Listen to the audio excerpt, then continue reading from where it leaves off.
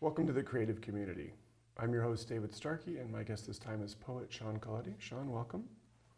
Thank you for having me. I'm really excited to have you. You are a Ventura County poet, but someone very familiar to those of us in Santa Barbara, and hopefully folks down in Ventura County will be seeing this show also. I met you initially because of your work with the Ventura County Poetry Festival, but you've been writing poetry for a long time. So, and a lot of that was done in the United Kingdom. Can you tell me a little bit about your background and then how you found your way to the UK? Absolutely. I'll begin just very briefly saying that I am neither hungover nor trying to appear cool by wearing my sunglasses. Okay.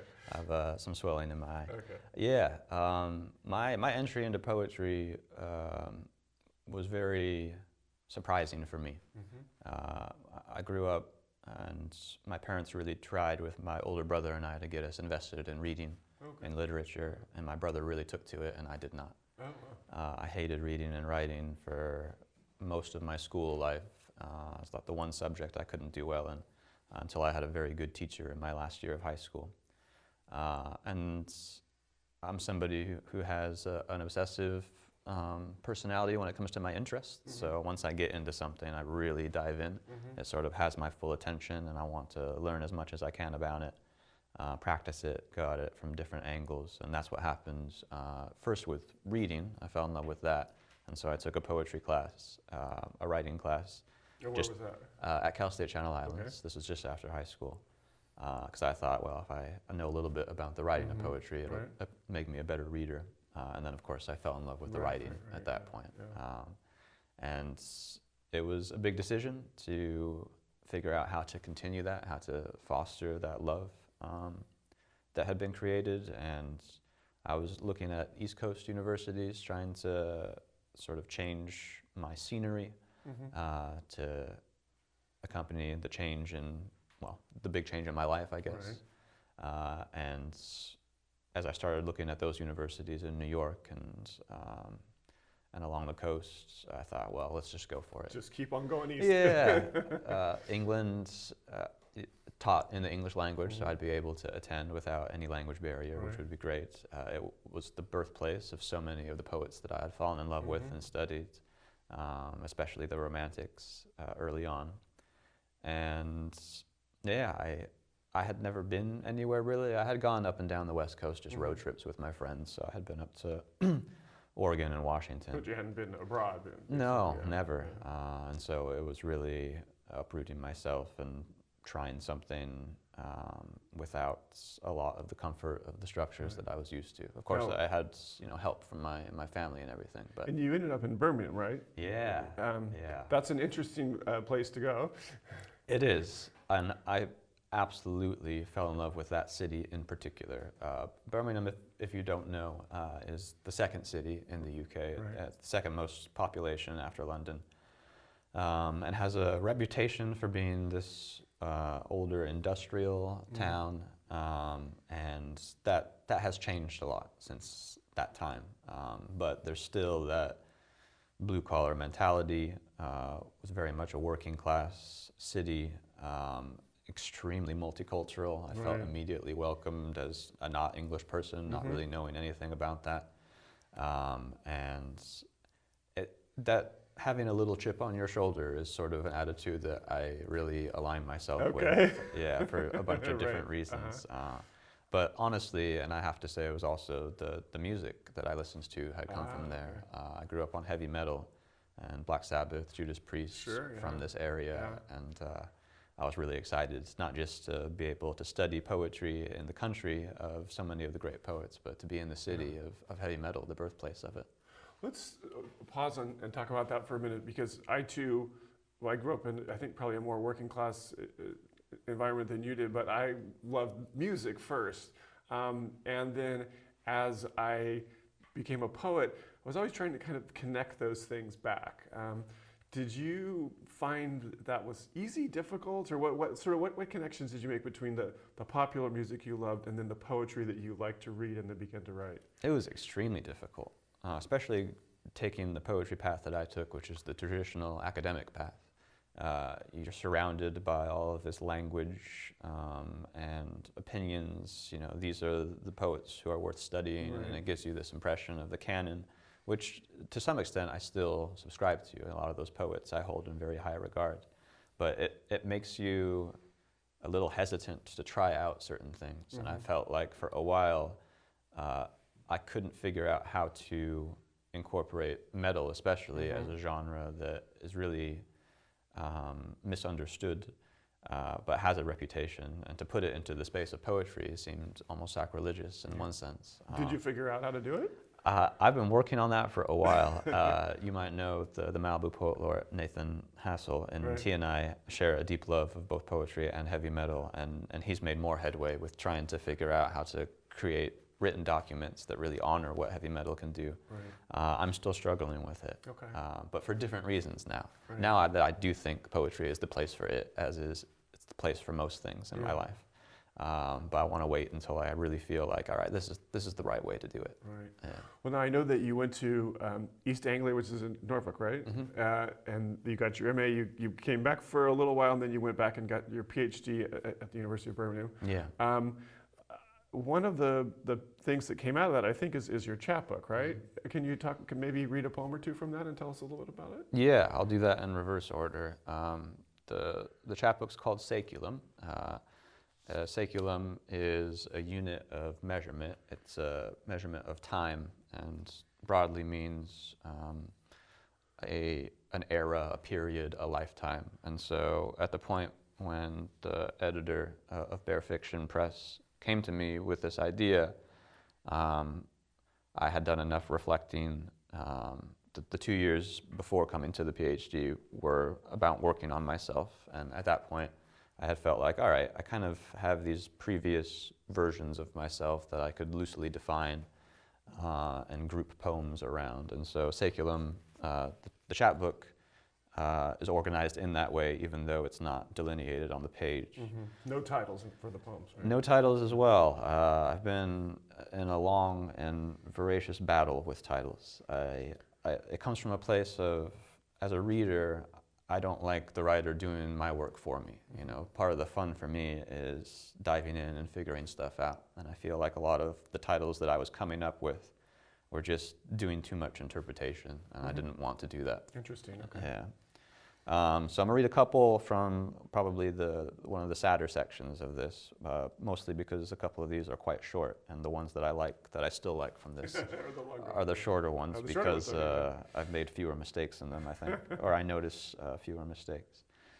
This was about my best friends who I had met in my first poetry class at Channel Islands, and who have passed since the writing of this. Originally, this first poem that I'll read was the title poem for the chapbook, and had the title itself, but I removed everything just to confuse everybody. When I went in for corrective nostalgia, the nurse had me fill out forms about which memories to target and how I wanted to feel differently about them. I asked to hate high school so I could fit in with everyone else. I made a list of every parenting choice my mom and dad improvised, and requested that the doctor make them all wrong in retrospect so I would have more to write about. For each memory of you, I wrote how I wanted them to stay the same, but with very specific background music and a slightly darker hue that had the added synesthesia of smelling like recent rain. And so that was called Corrective Nostalgia from the first line. And it just, most people will have had to deal with some sort of grief.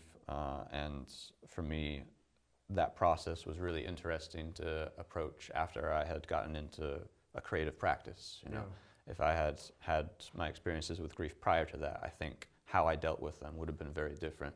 But having sort of this playground to, you know, after the first impact of it, when you can start thinking a little bit more clearly, really helped. Yeah. Yeah, a beautiful poem, and I love the way you're able to shift tones you know, like kind of halfway through.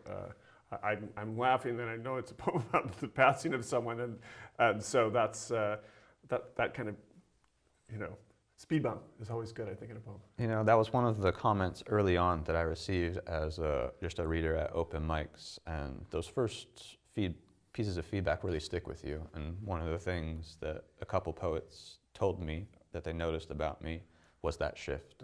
Was starting in a slightly lighter place to just make people feel comfortable, and then either hit hards in terms of maybe an emotion that's based in negativity like this, although I wouldn't necessarily call this like a negatively charged poem, or to do it, I also move in like a more earnest, sort of sappy register as well. Yeah. So who were some of the poets, the contemporary poets you were reading as you were kind of going through your education that influenced you? Oh, great question. Something that will let me choose a different poem for this next one. Okay. So when I was first getting into poetry, it was the canon. It was John Donne, and then the British Romantics. Billy Collins was the first contemporary poet who turned some lights on in my brain, and the biggest one was about how poetry could sound, like literally the diction. It isn't everyday speech in his poems. I think there's more craft to it than that, and I've appreciated that more. But there's a family resemblance to everyday speech, isn't there? Yeah. Exactly, yeah. And I didn't know at that time that you could do that with poetry, that was allowed, you know. I thought that there were certain rules that needed to be followed, and his was a style that I really fell in love with. The other one was my first mentor over there, the poet Luke Kennard, and we can pull up a picture of him later. Yeah. But another really contagious style where you read it and you're like, ooh, this is fun, like I want to try this out. That's how I felt about Billy Collins. So this was one that I wrote for my partner at the time. I know I should have lied, claiming I woke up and saw it between the children crying and the man snoring next to me to enhance the effect somehow. But really, it was only by chance that I gently lifted the eye mask long enough to see it at the window as we flew over the last stretch of the Atlantic. The horizon, composed of each color, sandwiched between a carpet of clouds and a ceiling of nighttime sky with only a few visible stars. In these moments, I've always felt the pressure to experience something profound, to reach for some evidence that explains how each layer of color conveniently represents a different part of me, or to consider that the red at the bottom made part of the cloud line look like it was on fire, and that was somehow meaningful. But truthfully, all I was thinking about was coming home to you, and how I always found it funny writing out palindromes as a child. Mom, dad, race car. And since no one taught me the words until later, how it felt like I discovered palindromes myself, and they were somehow mine. Nothing to do with sunrises, really. Wow. That was one of the only other ones that originally had the title, Nothing to Do with Sunrises. Yeah, good title. But it's a poem that states that you're looking for some kind of epiphanic moment as you're gazing out on this gorgeous, you know, cloudscape, and you're rejecting that. That's a kind of aesthetic in itself, I guess, huh? And something I felt a lot when reading Billy Collins' poetry is that, he takes the ordinary stance to something and then elevates it. Right, right. So you finished your PhD. Now a lot of people say, well, are you going to teach, or what? I mean, what were your plans? Were you looking to get like a university job as a teaching? I was, you know, they had really got the hooks into me, and I thought that was the path. But while I was doing my PhD, another, probably the most important thing that's ever happened in my life happened, which was I got involved with the local poetry community in the city. In my first stint during my undergraduate degree in Birmingham, most of the work that I did outside of the degree itself was for the Creative Writing Club. So it was still on campus, very much campus-based. I didn't do much branching out. Second time around, I felt much more familiar with the city and my surroundings. I started going to other local open mics, maybe a few train stops away, and seeing all of these people who had not come in from an academic path and their connections with poetry and what they were doing, the incredible opportunities that they were providing for people like me who were looking for outlets and wanted to see more. So that was really the biggest changing point, where now poetry was no longer something where the pursuit was only on the page. You know, I still have publishing aspirations, that's still there, and I still deeply care about craft, maybe above all else. But now community is right there next to it and is equally as important to me and my daily life. And so the first few years I was applying for lecturing positions and not getting it, getting rejections and rejections. And with pretty good qualifications. You know, I hadn't won a first book award or anything, but I had a PhD, I had one publication out, I had other things here or there and some experiences, and wasn't getting anything, got one interview basically. And then, and while this was happening, I'm in the United States and I'm applying for mostly positions back in the UK. I'm still with my partner at the time. And then we realized that, you know, we're at different points in our life and it's not going to work. And that was really the point at which nothing was holding me back here anymore. And I made the decision, get involved with the poetry community here, you know, now you're not worried about trying to get back to where you were. This is what you have in front of you. These are the skills that you had developed by working with the people that you had the opportunity to work with, and see what you can do here instead. And so my focus shifted entirely from trying to get a job in academia to trying to sort of create my own job in any way that I can. Which you kind of did, yeah. Yeah. I mean, and I think I came to Santa Barbara now 25 years ago, but from other poetry communities, and I remember it's difficult to sort of like ensconce yourself in the new, in an established place. It's new for you, without seeming like you're trying to take over, or you know you're you know, you feel you're the great person or whatever.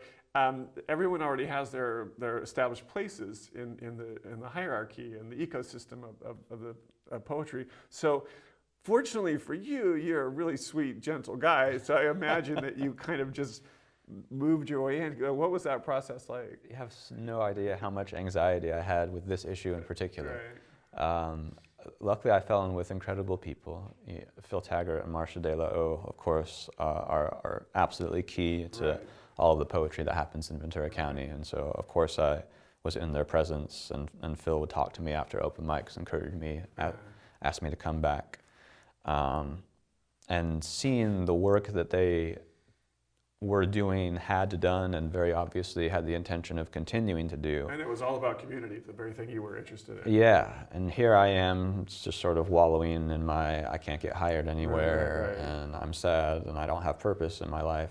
And seeing them do what they were doing, that was a wake-up call, and I couldn't afford to be like that anymore. I had to contribute in some way. And so it's sort of been a strategic unpeeling, I think, where at first it was like going to the open mics, you know, doing some pieces, letting them know, like, all right, I'm invested, this is something I care about, and then start doing community stuff. So establish the Camarillo reading, our monthly reading that's there, and getting involved in these other community things to show that was important to me as well, and that I'm on the same page, and that I have the community's best interests in mind. And so now I think I feel like I'm in a good place with that, and I want to get back to the writing and really put out a very strong publication at some point down the line. Yeah. Speaking of that, let's hear another poem from you. Yeah, of course. I had the opportunity to audit a class, actually the same poetry class that I took originally at Cal State Channel Islands. Marcia, they were. Yeah, but only now, it's almost 20 years after the fact. Very surreal experience. And so just being in her presence and having her as a teacher during that semester brought out a lot. So this was one that I was particularly happy with. It came in response to Antonio Machado poem that was translated by Robert Bly, that was recommended to me by my therapist like during a session because it was relevant. And he has a background in poetry, very coincidentally.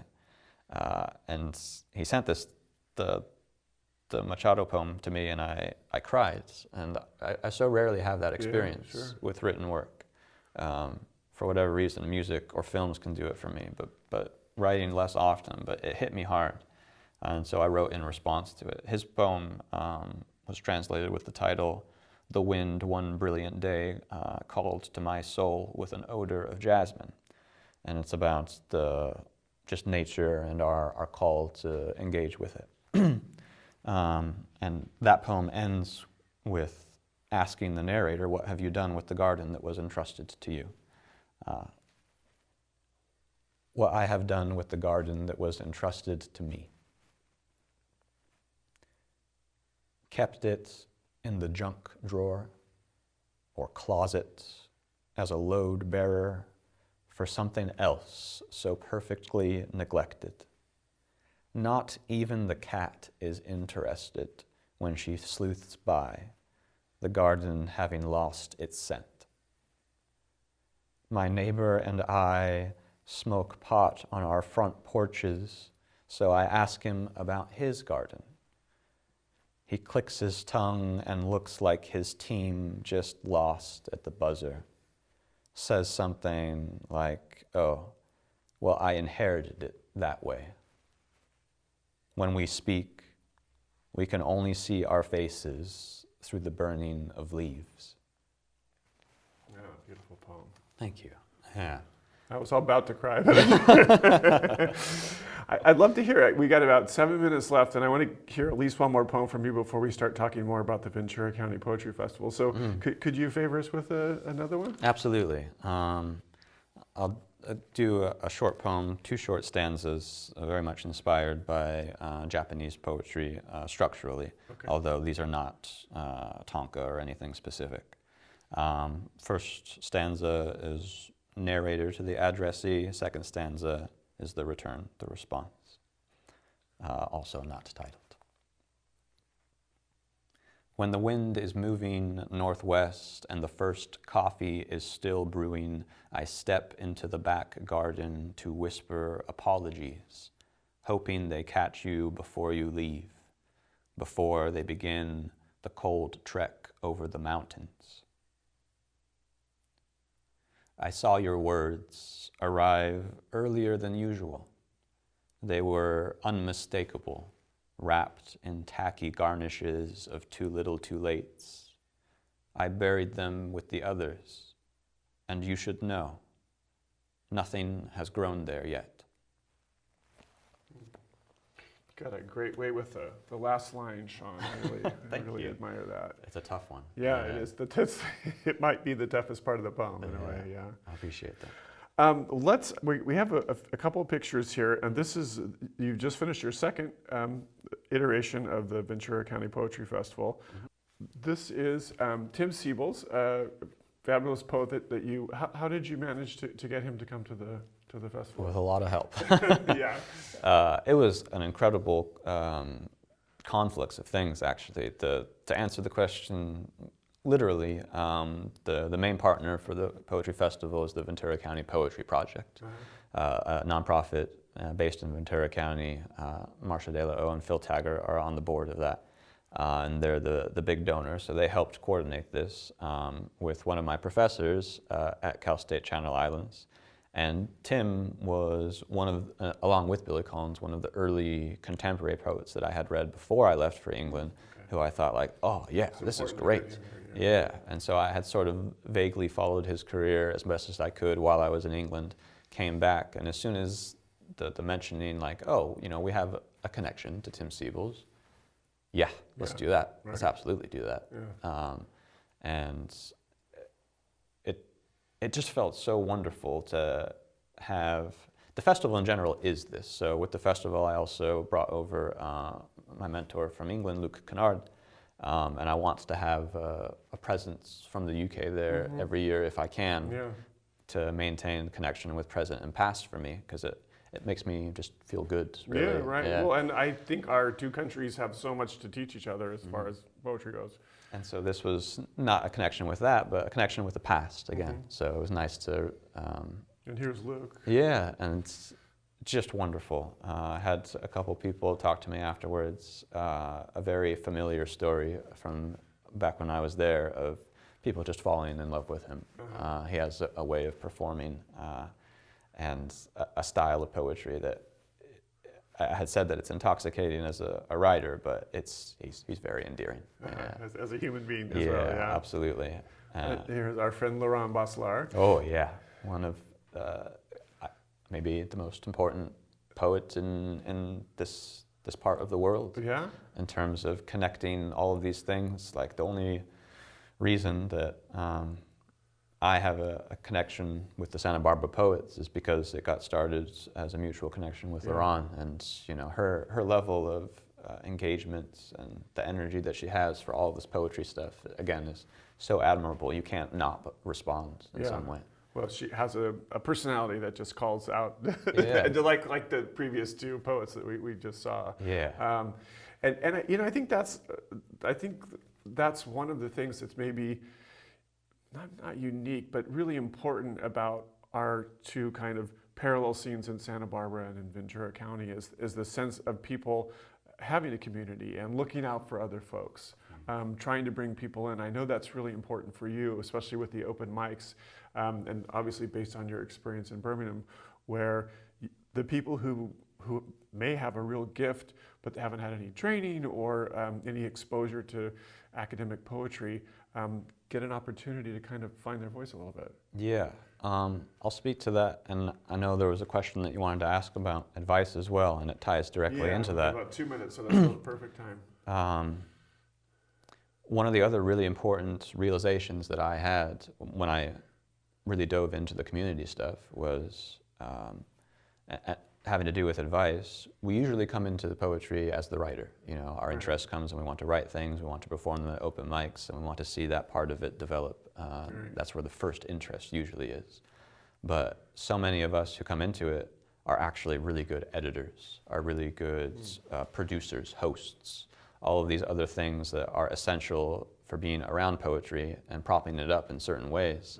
And once I became obsessed with that, became obsessed with being a good producer, it was so much fun.